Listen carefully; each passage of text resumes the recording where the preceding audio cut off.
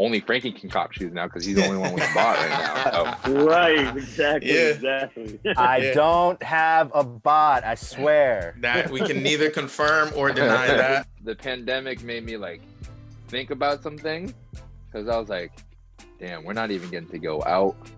What am I buying sneakers for? That's true. I had a moment. Yeah. And then reality came back and I was like, nah, I still gotta get them. Yeah. Biggest miss was not innovating release of sneakers on the big platforms like sneakers and like the Adidas app. Kind of like revitalizing that to make it better during these times, knowing full well people are going to be on there. It could have made for a better year, and it could make for a better 2021. So my number 9. Right behind me, actually. This is a crucial release because this came right around the Michael Jordan doc. You already know the vibes. See him right behind me right now. Grab him so y'all can see it right now. Damn. I think this is that bot Frankie that we were talking about. Yeah, this is not that bot Frankie. This is bot not Frankie. that bot Frankie. Undefeated just blessed me with these pairs. Of course, the Dior's were not on my top 10 list, and the reason why they were not on my top 10 list, there is some culture vulture aspect to that sneaker as well. Okay, I'll give you that. Talk about it. Which is why it's not on my top 10 list. I would just say I understand totally what you're saying of the culture vulture aspect of things. I still think it has to have a place in a top 10 list of sneakers of this year.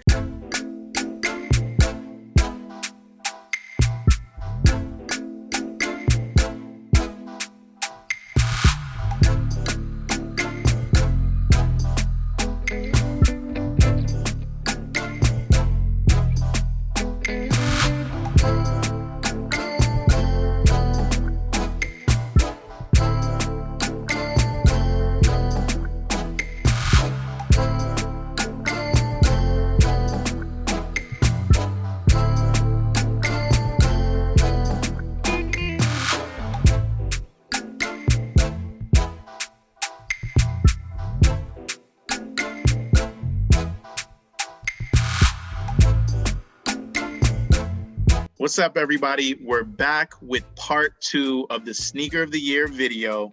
You know, we had to take a little hiatus, cool down a little bit, really think about our list to come back with the wrap up of the Sneaker of the Year. So this is Sneaker of the Year part 2. So let's get back into it.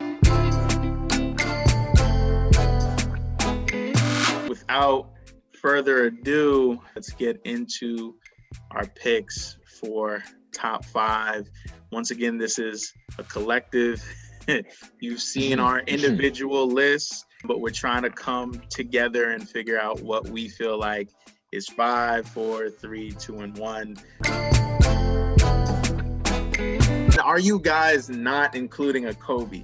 I'm not even team Kobe like that in terms of like this. I'm sorry. There's the Grinches. There's the What If pack. You guys, I don't know. You guys talked about it. To me, you know what? This might belong in the top 5. Honestly, like now that I have it,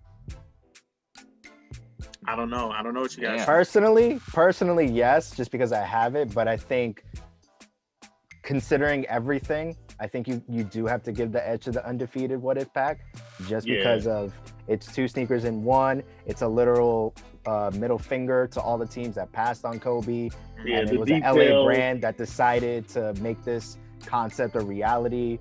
And so like for that reason, for that impact, for the creativity, for the rollout, I gotta give that an edge over the Grinches. I can be swayed. I can be swayed into including a Kobe in this discussion. Here we go. I'm gonna call myself the in-house Kobe expert right now. And I don't think I'm that much of an expert, but I'm just a huge Kobe fan. This shoe in 2010, when it dropped, right? Christmas Day, this is part of their whole Christmas pack and all that stuff.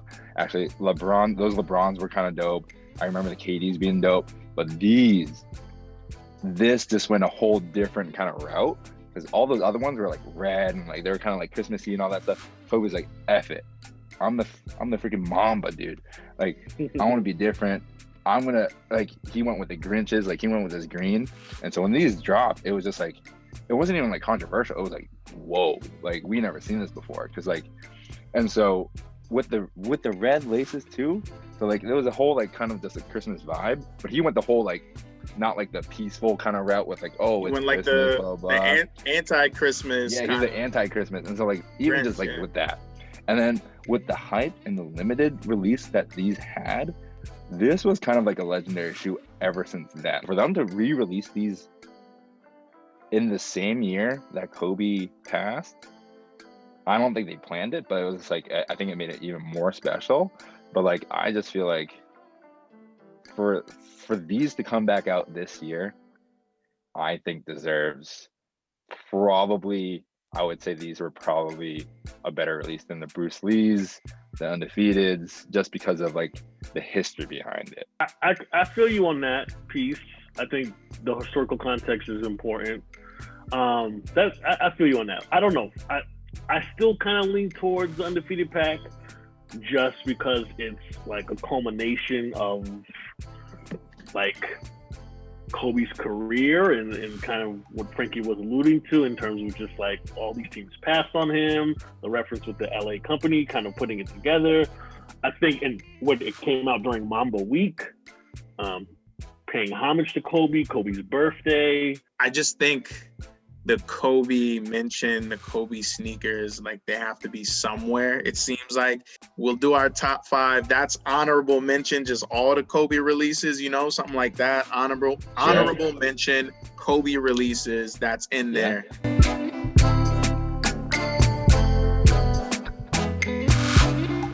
I don't mind the Dior's at 5, actually. Yeah.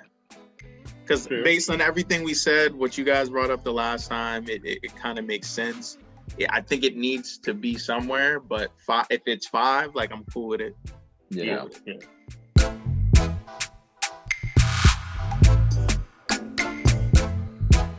Just like started this snowball effect into dunks. Like that was like the beginning of the dunk craze.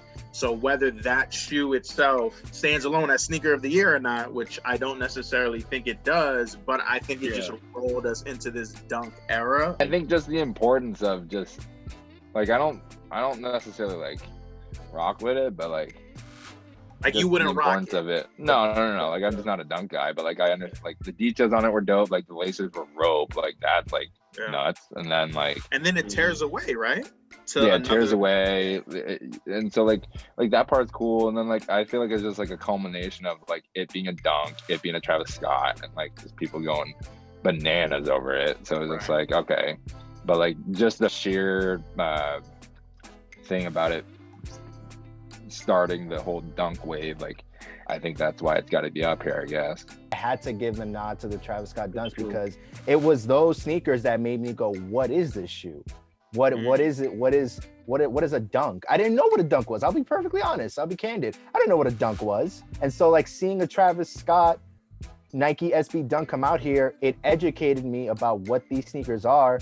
And I just got introduced to this new culture within the sneaker culture. And all of a sudden Nike was just tossing dunks at me.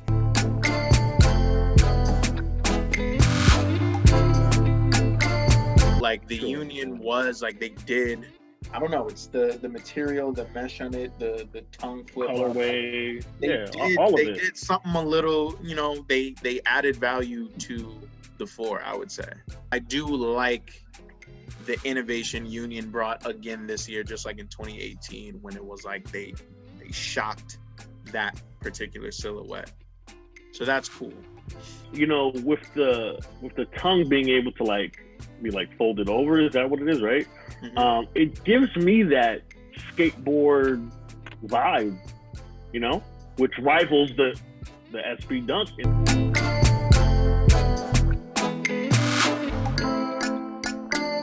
It's a woman's shoe, first of all, right? It's a woman's shoe, but it's so sought after by both men and women.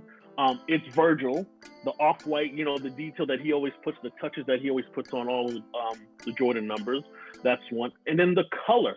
The color for me, like, I don't know. Again, I don't know if I can pull that off, but for me, I think I see how just across the board, how like Charles was saying about those natural color looks, how that's just become really trendy and popular. And I think that Jordan 4, that off-white Jordan 4 does it the best.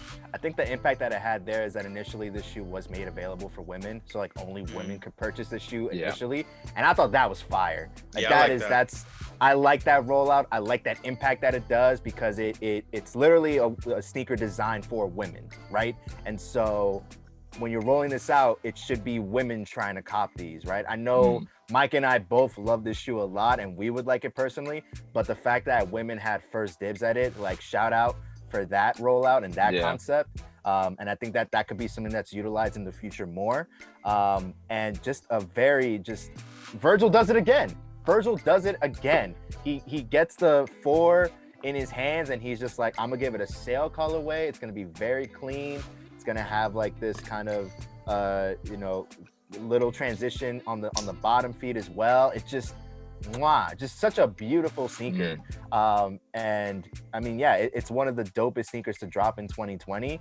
I think it had a little bit more of an impact than the SB Dunks just because of that aspect of being geared towards women and women having exclusive access to begin with. So for that reason, it gets a slight bump for me.